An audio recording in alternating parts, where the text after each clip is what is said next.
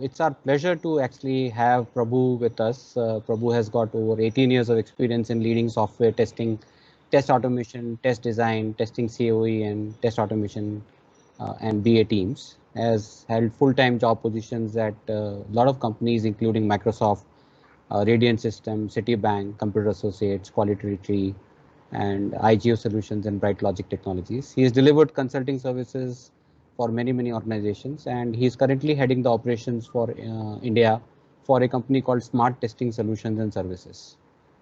He's going to talk about visual test design to generate business relevant test scenarios.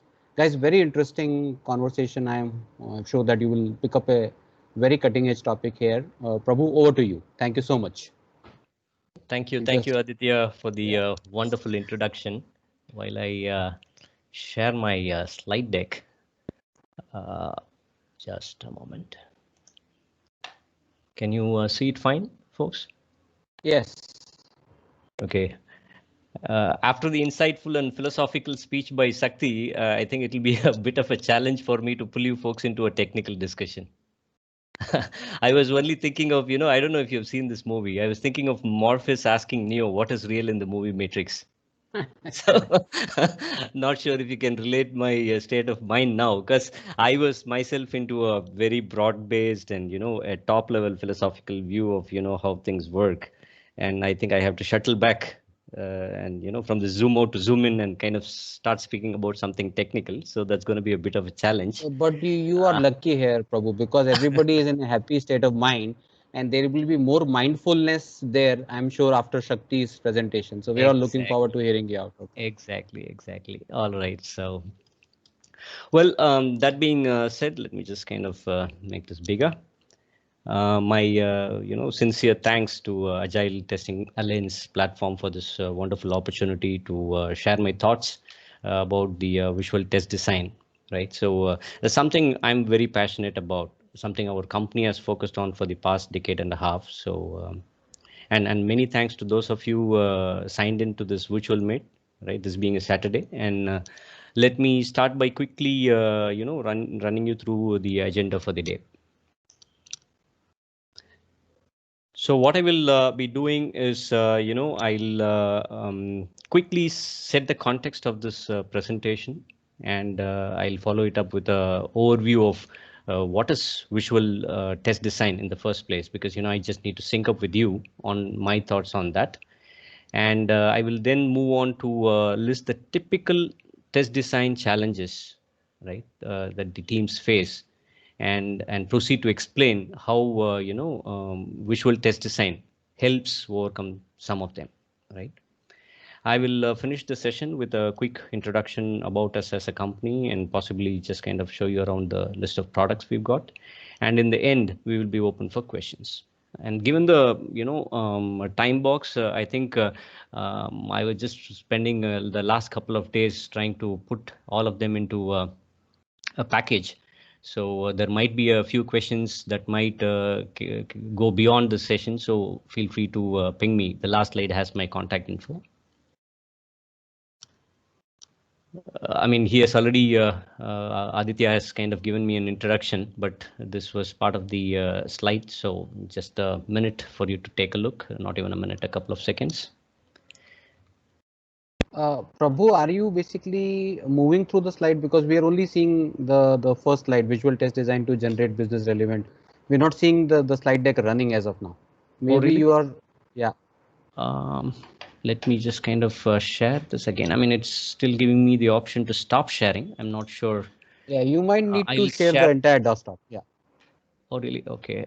Apologies, guys. Thanks. You let me know immediately. I'll share the entire desktop. Can you see the slide now? Yeah, we are able to see that. Can you go in run mode and we are Yeah, running? I'll just kind of. Yes, it is much better. Yeah. So this is the agenda I was talking about. So since I've just kind of said this in words, I think I just leave it for a couple of seconds for you to understand what I'm going to talk about. Sure. Yeah, and you've already given me a introduction, so I don't want to waste any time on this. So there's nothing much we have lost, I guess. So I'd like to just read out this anonymous quote before I start the presentation, because I believe this has so much to, so much of relevance to the topic I will be presenting today. What is the point of executing test cases if we are not sure they are of any relevance to mitigate risk of go live? And test design is the task that represents the essence of testing, because test cases must reflect the business need. So with this, let me jump straight into the context. Let me talk a bit about the test design effort itself to set the context right. Test design is a very critical element in any test project. I'm sure no one has a different view about it.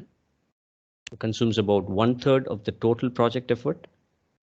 And the primary goal of test design is to get the relevant tests ready right on time with the least effort meaningfully possible. Why? Because we talk a lot about optimization, and we get carried away by shrinking it too much. So I put the word meaningfully there. Currently, it is a largely a manual activity in many organizations today. This presents a huge opportunity for productivity gains when test design is automated or made tool assisted. And this has also been a challenge because we've been talking about this for so long. There's only a few companies which has managed to get it to a certain level of practical usability. I'm glad that we are one of them, and we've got customers using it. And many organizations have reached a certain level of maturity in test execution automation and have made considerable investments both in terms of licenses and skill development in this area. When we started a decade and a half back, that wasn't the case. I mean, we had practical challenges, and we were looking at large organizations still investing on neat test execution platform. So, but today, when we hear from our customers, many of the additional investments they are making in improving test execution automation has only yielded incremental gains. But a word of caution, note, however, I'm not talking about investments made for syncing up test execution automation with the SUT technology changes. That's something we have to live with. Yeah. So given this context, the rest of my speech today will focus on how visual test design can help in overcoming many of the testing challenges in producing business relevant tests, and also in assuring excellent productivity gains. So these are the test design challenges per se that I've just listed. While there are many challenges in designing good tests, the focus will be on these top 4 key challenges, right?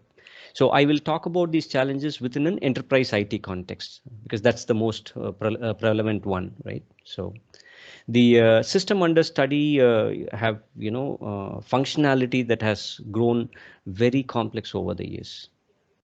It becomes ever difficult to conceive test ideas in a tester's mind to address this functional complexity. It is my firm belief that this critical function, the test design, deserves tool assistance to support the tester do a better job. So with geographically dispersed and culturally diverse teams, it is all the more important to ensure that the entire project team is in the same page of understanding. The second point, the collaboration challenge, is super critical. Adequate time is required for producing well-designed tests. I mean, it's easy said, but this is often not the case in real projects. The teams are always faced with time constraints, and that's a reality we have to live with. And about all of this, we are having in-sprint test automation. It's become a fair enough expectation these days. And the last challenge, it is also very important to consider risk and priority aspects set by the management team to focus the test design effort into the right areas, and that makes it business relevant too. So in the next few minutes, I will be kind of looking at how visual test design techniques and tools help address these challenges. So what is visual test design? Well, there are several ways to represent test design visually. One approach that we've been particularly successful with successful with in the past 1.5 decades and been tested over a long period of time, which is again relative, is this. Conceive the test idea visually with workflows, much like a flowchart, and then augment it with a tabular representation of business rules. This allows for systematically working on various flow paths, right, within that workflow that can be tested and apply the business rules at various points to generate test. That's the premise on which we have kind of done our R&D over the years. This is obviously running through this workflow is best done using a visual test design tool that can intelligently process this information to generate the business relevant tests, but it can be done manually too, right? And on top of what I've just mentioned, we can add a lot of them: data definition, input data set, combining the data sets, right, for various combinations for the test in question, and produce more concrete test. And with minimal additional overhead, right? Maybe the skin of the application itself, it could be a UI or it could be a message queue, microservices. So what we can do is with minimal overhead, publishing this generated test to an automation framework is a natural progression. Let me just kind of give a quick slide with the workflow and business rules table that I was just speaking about. There are two elements in this slide. One is the visual workflow that represents the test actions itself. And second is a table comprising business rules and other information. In this particular case, I've represented one for the test activity. That's the the box here, check customer data, right? As you can see, this visual workflow speaks for itself. You can with very little effort understand that this represents a credit check application. So what a visual workflow. Sorry to interrupt. Can you please move the box at the bottom right to top left, please? It is Okay. overlapping. You can minimize. Prabhu, there is an option to minimize You can that. minimize that. Yes. All right. Thank you so much. Can you see it? See it clear now? Yes, thank you. Right? Yeah. All right. Thank you so much. So with very little effort, you can realize that this represents the credit check application. So what a workflow represents essentially is tasks. These are testing tasks, and choice points that help you to say that, okay, if this is what has happened in the test, then I move on to some other flow. And this flow itself can be a container for another flow. So you can put flows inside flows. That's possible, right? And of course the flow control that gives you a direction of the flow itself within this flow chart. So what workflows such as this help is to define the scope of testing itself, ideally done very early in the sprint, and it becomes a mechanism to reach a common understanding with the entire team. And as you progress further down the line, the visual representation can be augmented wherever it is appropriate with business rules and other information to make the test more concrete. The tabular information that can be associated with or tasks or choice points, whatever the case may be, they actually help pilot the workflow. It can be also used to tag user story or requirement ID if it's a traditional project for traceability. So we are getting a, I believe with this too, I just managed to give you an intro to what I mean by visual test design, but there's so much we can talk about, but that's for another session. So let me move on to the challenges and start relating with, how the visual test design, as I was just kind of explaining a while ago, gets addressed. So what helps complex testing task in the first place? Instead of thinking through the whole testing problem in our mind, right, which is what we are saddled with more often, it is much easier and efficient to use visual workflows to think through this problem. And again, these visual workflows are very easy to construct. And what they do as you build it is to help break the testing problem to smaller manageable chunk. It's a perfect means to cut through the complexity by divide and conquer approach. Each testing task or a choice point, you can see in the slide, with an associated table for business rule helps to keep the focus on this manageable unit of work. It actually unclutters our mind. Do things one step at a time. And these design tools, right, visual test design tools are also tuned for iterative and incremental test design. Thereby, what we also do is that we mend the complexity over a period of time. It doesn't happen right away, and it doesn't definitely happen in the mind of the tester. He can put it on the slate and start working on it.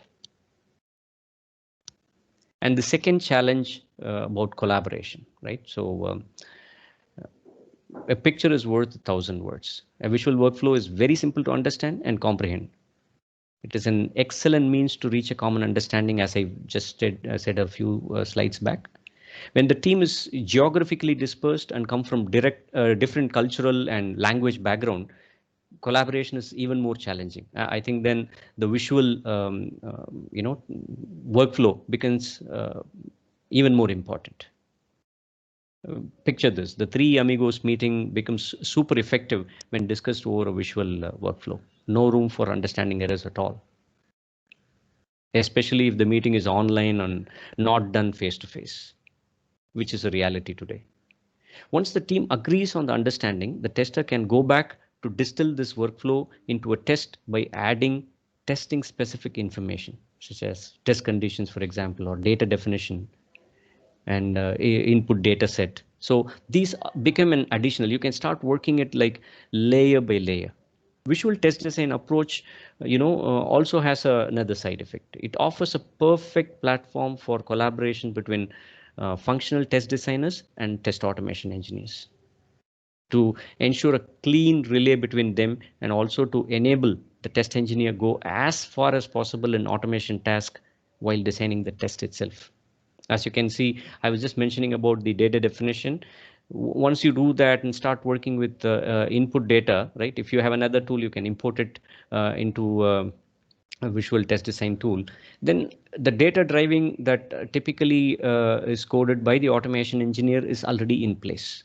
That's the optimization of automation work that I'm talking about here. And time is one of the critical elements for designing good tests. As you have seen in the earlier slide, the test flow is depicted visually, right? And it is very easy to add to it or modify it. Therefore, you can go gradually from a very high level of abstraction to a more concrete test as the project progresses. What this means is that it is possible to start test design with even minimal information available. You don't need to wait for things to be frozen before work can start, which is the traditional approach, right? Which is, again, the essence of Agile that we are talking about. And any understanding error at the start results in expensive rework down the line. And again, it depends upon when the error gets uncovered and what is the gravity of the error. Such errors are the main time guzzlers. Since the visual representation help in syncing up with the business teams during the Three Amigos meeting, for example, right? The business teams and developers, right? The probability of understanding errors are nil or very, very minimal. And the third bullet here, right? Generating test in visual test design tool is usually quick, right? No matter what tool you're looking at. And usually it is done through a click of a button. Once you have the design ready, it is more like, I have high level code written and the developer is compiling it to produce the executable code. So it is very easy to make a change in the visual model and generate test out of it and tune it with even minor changes to the design itself. And the third bit about in-sprint test automation, right? So the typical challenge today is like, it is generally observed that test automation engineers spend too much time redesigning the test of their colleagues, the functional testers. And to be able to redesign the test cases, what they do is they need to be familiar with the application under test. They gain the domain knowledge. and they spend time redesigning the test cases to make them fit for automation, which is an absolute waste of their precious time. With visual test design approach and tools, the automation engineers will start focusing on the technical logic alone. Let me highlight this: the technical logic alone of connecting the visual model with the application interface, whatever it is, UI, message queue, whatever it is.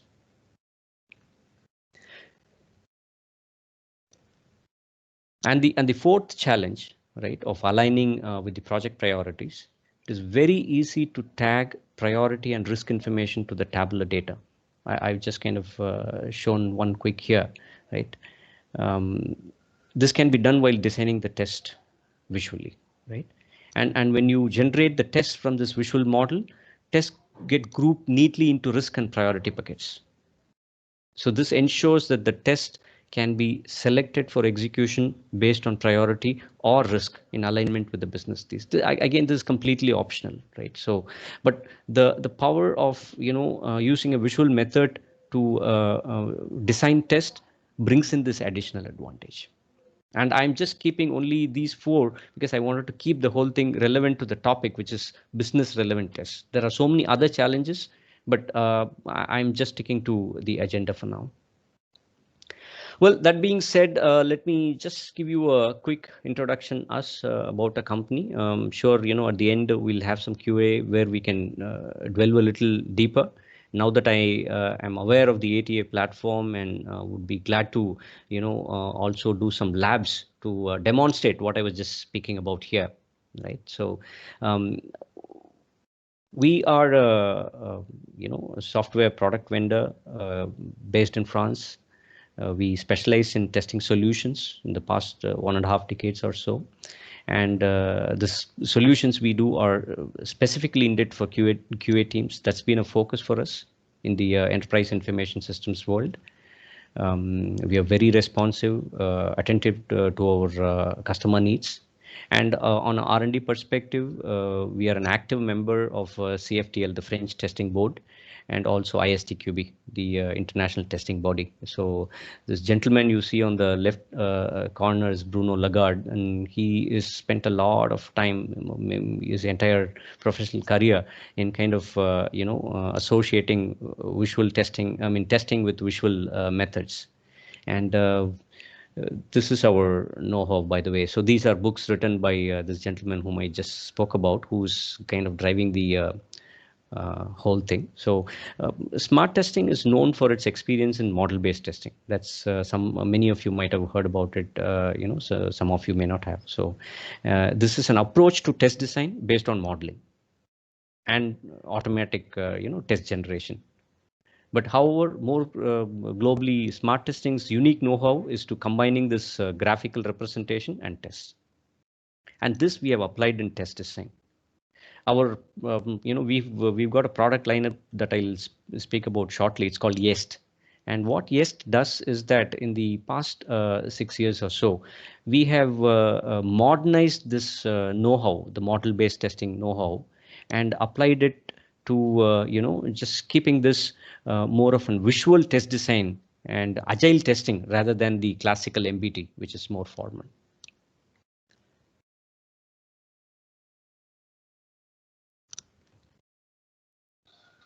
So this is our product lineup.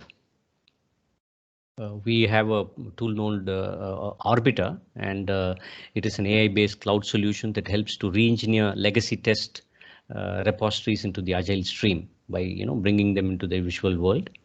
And YEST is our visual test design tool. It comes in 2 editions, YEST Team and YEST Enterprise. The Team edition is a desktop solution that acts as a tester's IDE, right, to produce more business relevant tests. YEST Enterprise has all the features of YEST in addition to a very tight two-way integration with Jira. The 3 main services that the visual test design tool we've got brings to table is, designing tests visually, number 1, and being in tester's ID. I think that alone I'll just touch upon before I wrap up this discussion. And of course, the third main service is production of tests themselves, right? Be it for manual execution or for test automation. The ID effect that I'll touch upon before I, kind of give a open platform for Q&A is that developers have their ID, designers and architects have their CAD software. That's what we, like to talk about in many meetings. These tools help them to, be more productive. Imagine using a text editor for writing code. I mean, that's absolutely not possible, right? So, but testers, however, do not have this IDE. That's a general observation. There could be some customized tool, but it's our general observation. And again, test management tools such as ALM is not what I'm talking about, right? They are repositories. So in this context, we as testers are expected to be fast and reactive. But we definitely need an ID. That's where the premise of what we started working on in the R&D came about, right? So it's the dedicated testers IDE, and we don't reinvent the wheel. We don't want to do what other tools already do. So be it test repository, version controlling or test execution framework. Jest actually integrates with your tool chain very easily. I've just kind of listed a limited number of publishers here, but the etc. is keyword because we have designed Jest ground up to be as easily customizable as possible, so we can come up with a publisher very, very quickly, right? And this brings me to a close of the speech. Right, I thank you again for your time today, and many thanks to Agile Testing Alliance for this opportunity.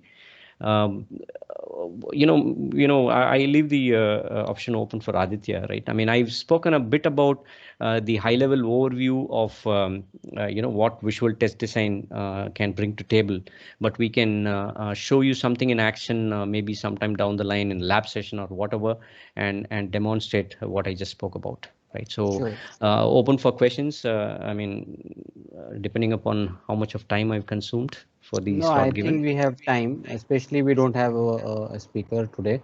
So can I ask a quick question before people warm up? Please, please. Right. So see, we have heard about BDD, we have heard about Cucumber, and then Yep. we are talking about model-based testing, and then we are talking about visual test design. So is Mhm. there a parlance? Is there some connection between these three, or Yes. are they completely different? No, there is very much. Thank you so much for this question, right? So I could have added this as part of my slide, but then I didn't want to overcrowd. Uh, we have a publisher for Cucumber and BDT for the simple reason that, and as a matter of fact, we've got some interesting R&D. We've written some articles on visual ATDD, which is something that we are so much more aligned with, and comparing it with the BDD approach, right? So we have a publisher for Cucumber. We can generate Gherkin code out of this visual design because that is already in place, and it helps you think through this whole problem, right? The only thing is that it's kind of turned visual.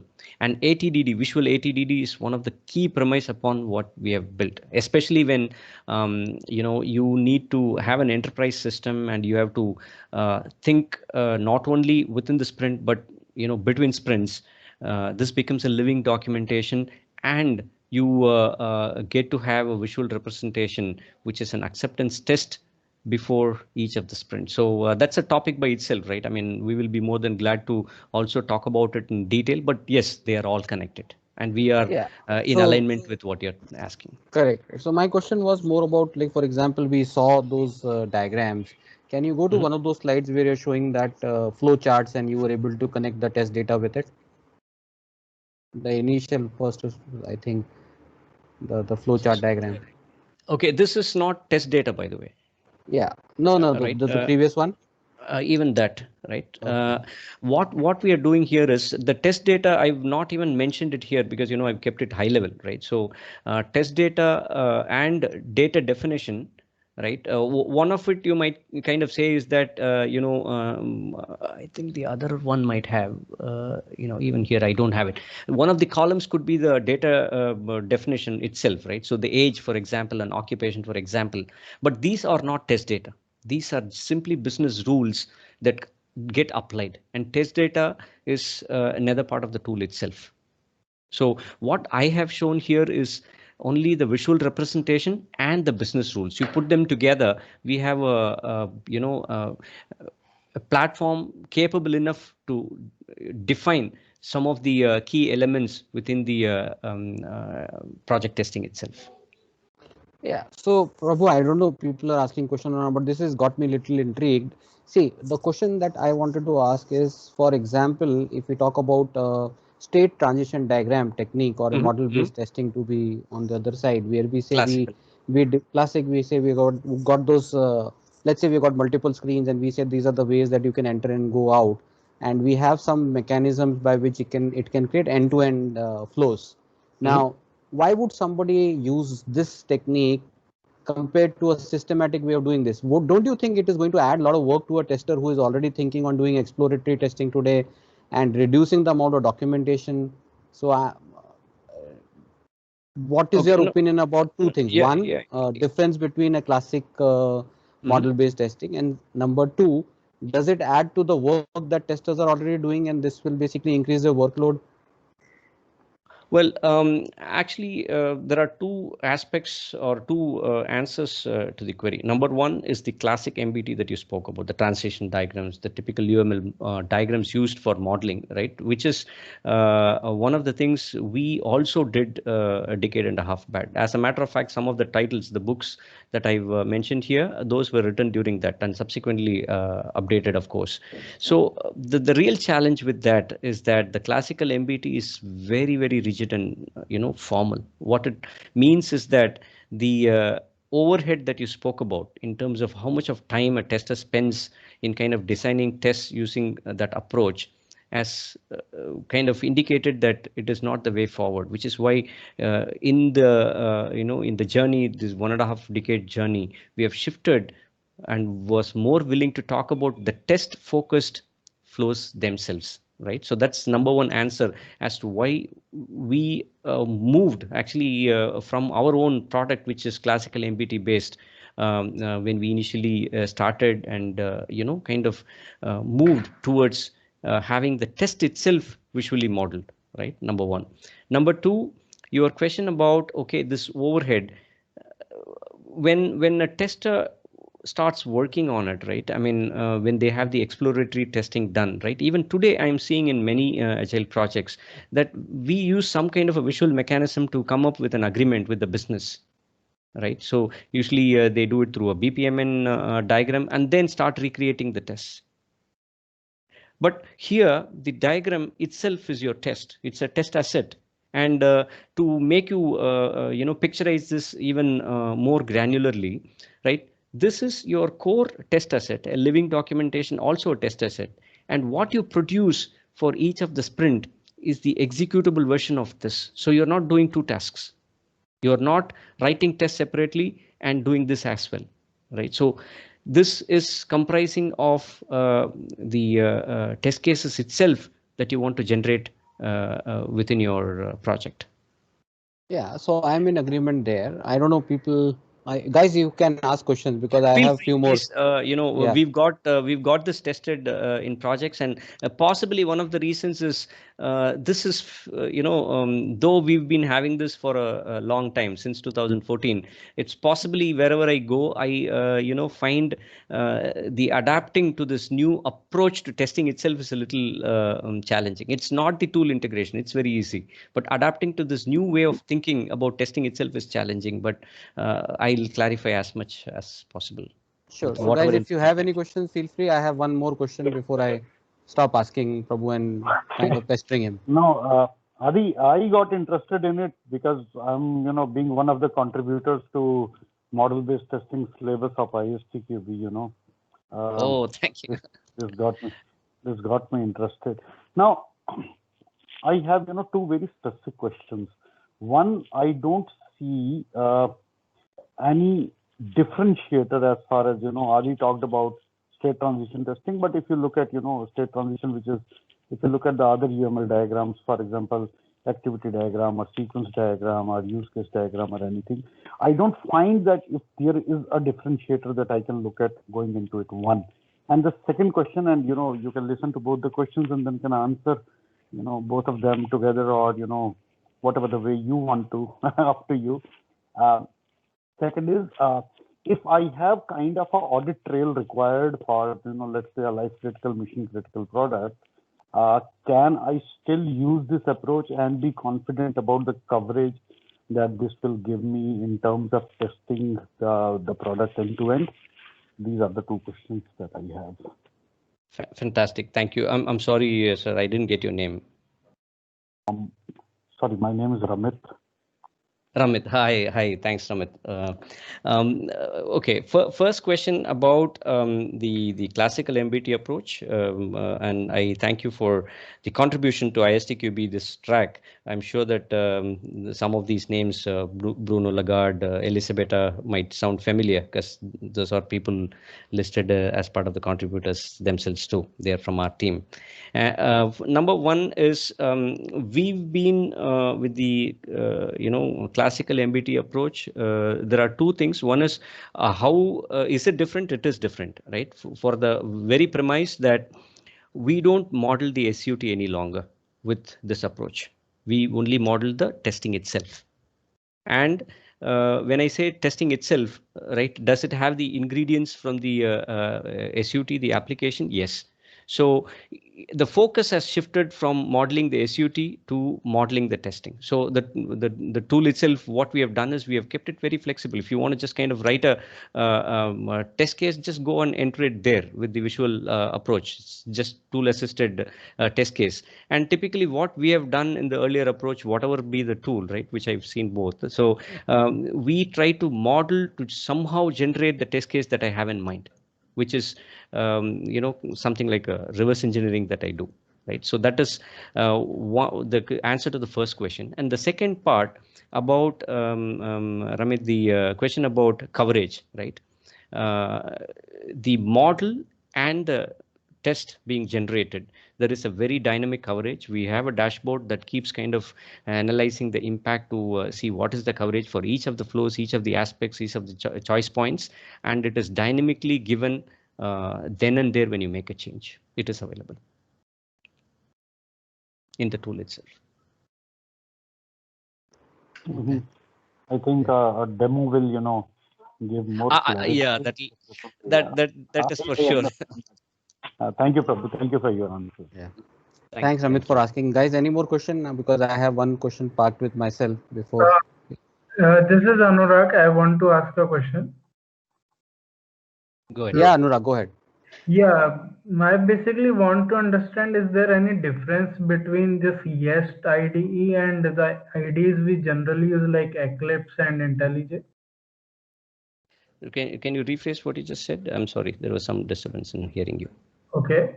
I want to ask, is there any difference between YEST IDE and this Eclipse and IntelliJ that are already in the market? Well, this test IDE that we are speaking about here is the one tuned best for the visual representation of testing, and especially given so just like how developers kind of write high-level code and generate executable code through the compiler. So we have mechanisms that kind of optimize the testing activity. Some of them could be overlapping, right? So we have seen it in a few other tools. But what we are talking about is the IDE effect from a visual test design angle. Okay. So will there be any change in the test scripts we develop through this IDE? There are several possibilities here. One is that if only the tool exists and the scripts are being executed just like that. The tool produces the test scripts and gives the ability to combine test data through the typical data driving approaches you can use. But if you have an existing execution framework and there is some expectation in terms of what is needed, there could be adapters or some wrappers built to our publisher, because we have standard publisher. For example, Cucumber, we have a Cucumber publisher that does a standard thing. Or for Selenium, we have a JUnit, also a Java publisher. There are customers who kind of had specific execution frameworks that's highly customized, and we have adapted these publishers. Selenium, for example, we have done to a customer recently to exactly meet the requirement of their execution framework. So those are only adapters and wrappers around the standard publisher. Okay. Great. Any more questions, guys? So I think, Prabhu, another thing that I wanted to ask is with reference to when we talk about visual test design, it is the way that somebody is designing, or the tool itself will help you design on its own? Well, this has been a technique, that was experimented. There are two groups which worked on it, one in Europe, one in US. The US team I don't have complete info about. The other one in Europe, they've kind of discussed about this, shifting from modeling the SUT to, doing the testing itself represented visually.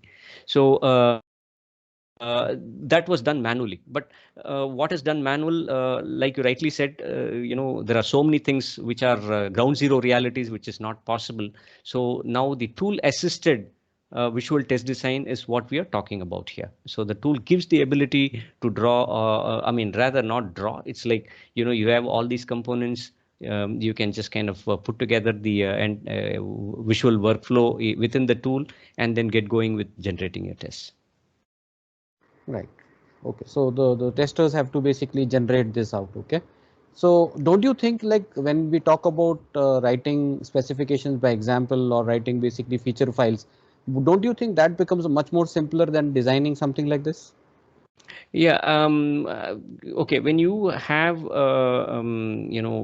things written in Gherkin code, especially for a very complex business rule, right? So it's a common occurrence to see so many ands and thens, right? So the idea behind that is to simplify things. So within a sprint, yes, if you have a user story that addresses a specific point, it is far more easier to have it represented in that approach. But some of them, right, especially in the enterprise IT world, we found that, when you kind of have this design, even the overhead of taking that approach and kind of visually designing it and comprising of multiple user stories in feature files in one package itself is possible. So as a matter of fact, some of our tools who are very seasoned in Agile, they use this to produce the Cucumber output itself, the BDD itself, like I told you. Right, so that goes into their automation framework, because that's what is expected by their framework in the first place, which Fair they've been enough. doing Yeah. manually. So Now it is done visually. correct. Okay. I think people are probably getting disturbed by me asking so many questions. Guys, can I ask one more question before we move on to the next speaker? Prabhu, are you okay? Please go ahead. I'm all open. So are you guys, all of you, allowing me, Ajay and team and everybody out there, because I think that I have one more thing to say here. So yeah, I'll probably speak here. So Prabhu, when we talk about basically reverse engineering, so for example, from your tool to a feature file, I understand it is possible, but is it also possible to do the other way around? Because that would ease testers' way of thinking rather than the other way around. I think that I am still not convinced about the amount of effort versus the value that this will give. So anyways, that we will probably see the demo, as probably Ramit has asked. But at this moment, yeah, re-engineering maybe, or looking at your feature files and doing that. That is your tool, is that? It is possible.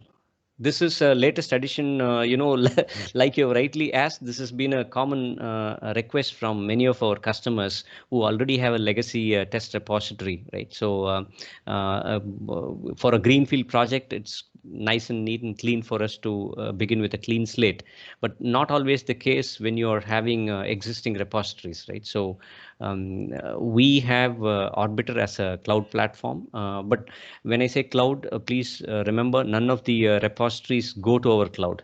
The whole processing happens within the browser inside the network of the customer. And we have worked with banks, by the way, who are very stringent with security. So what Arbiter does is that run through the repository, cleanse them, find redundancies. I'm talking about the traditional as well as what's been happening in the traditional world as well. So there are so many redundant tests, and there are so many ways of representing the same data point in different words. So all this is kind of done, and our Orbiter tool, what it does is it just cleanses them, takes it to a certain level of refinement for us to kind of get them into a visual platform. Again, no magic wand. It is again, it's a cruncher of effort. So it does 75-80% of the work to kind of represent it visually, and we can refactor all the tests using Orbiter to take it to a visual platform if it's a brownfield project, yes. Okay. And if it's got some amount of life cycle left for it. Sure. I think thank you so much, Prabu. Guys, if you don't have question, can we basically have a big round of applause for Prabu here? We kept him bothered with so many Q&As. Thank you so much, Prabu, for your time. Thanks. Thank you all. Yeah. Thank you all for the time. Thanks for the wonderful question.